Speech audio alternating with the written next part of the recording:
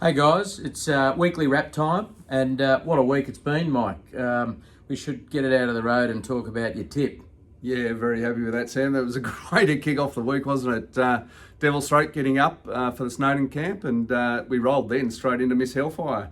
A couple of races later, getting up for the Saturday City win for us, which was a very important win for her and her owners. Not just the prize money, but also the residual value that has added to us. So, tremendous result for the team there.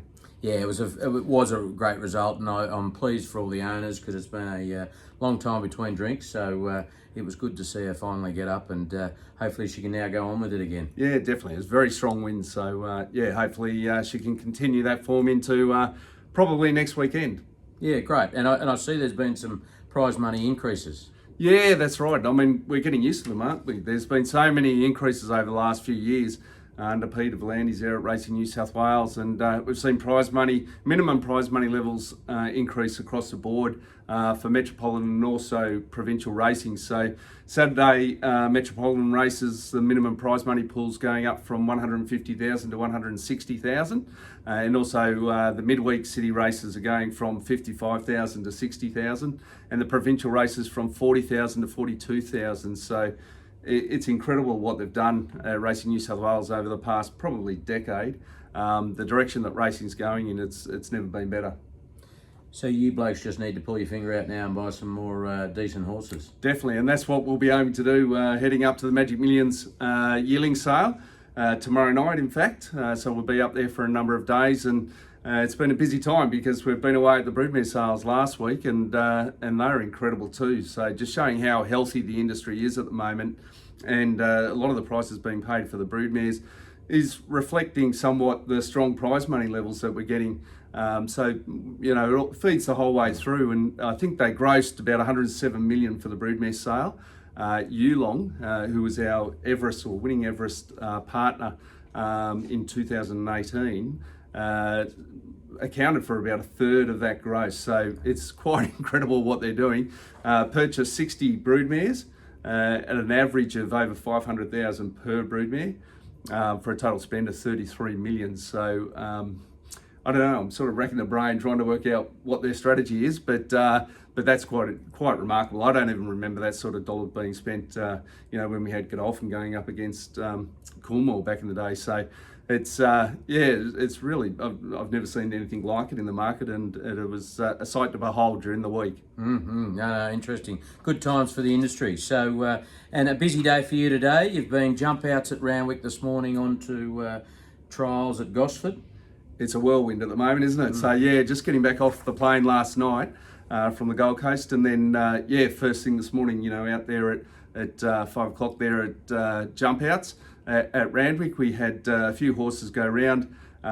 We had Soroyan and also Full Revolution, and as well as Cadal. So they're the sort of horses that we'll be seeing at the trials in the next 1 to 2 weeks. And then straight from there, headed up the M1 to Gosford, and we had a few trialers going around. We had Revolutionary Miss, who is really humming at the moment. She's looking fantastic, and all set to go now to the Group 2 Dane Ripper Stakes in a fortnight's time up there at Eagle Farm. So really looking forward to that. And also Rangers went around and won his trial, and looks to be going good. He'll be heading up to Brisbane as well in the Hinkler Stakes, and also Zoo Prince, a 2-year-old who had his second trial, and he won his trial as well. So he's got a nice future. Bit of a lazy horse, I must say, but a bit of headgear will get him into action for us and focusing, and but yeah, nice horse with a bit of talent. Very good. Fairly successful day, and I've actually just walked in the door from being in Goulburn, where we had Sweet Proposal, who was on debut. Yes. And she had a very solid run and a good third. So what do you make of that? Yeah, it's terrific. I mean, she drew wide in a relatively smallish field, but had to get back to the tail of the field. They were the pre-race instructions, and because she's sort of horse that can overdo it a little bit, so just trying to teach her. It's obviously her first outing, so trying to teach her how to be a racehorse. And so getting her in behind horses, she peeled to the outside and let rip over the final 250 metres and went down by a neck. And they were the strongest closing sectionals of the race. So if you're going to take any horse out of that race, I think it's Sweet Proposal. So well done to you, and well done to her owners. Very good. No, it was a good outing. Tomorrow we only have one in the coming days, and it's to his credit at Kembla Grange tomorrow. Need to see some improvement from him. Jekyll and Hyde. Look, he's more than capable, this horse. He's got some very good form lines around him. Williamsburg, Standing Order. These are city horses or stakes horses. And he's performed, very well around. And just his first up run, this preparation, he was just a little bit unlucky. Just got tightened for room and was unable to be ridden out. Would have gone very close to winning that race. And then second up, he's just put in a real head scratcher and finished at the tail of the field. So what we'll see tomorrow, I'm not too sure, but and we're not too sure if there's something niggling away at him. I don't know. We haven't been able to find anything, but it's a bit of a head scratcher. So if he puts his best foot forward, I expect him to run extremely well. But going off his last run, it's a little bit hard to sort of have him. Oh well, hopefully he can pull something out of the bag and get a good result. Finally.